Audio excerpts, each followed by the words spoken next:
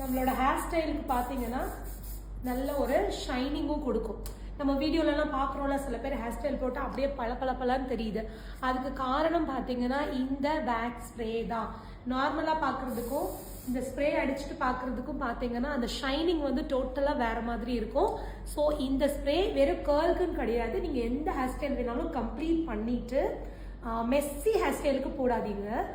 NEET and clean, இந்த மாதிரி NEET and க்ளீனாக நம்ம பண்ணுறோம் பார்த்தீங்களா, அந்த மாதிரி ஹேர் ஸ்டைலுக்கு வந்து நீங்கள் இந்த ஸ்ப்ரே யூஸ் பண்ணிக்கலாம்.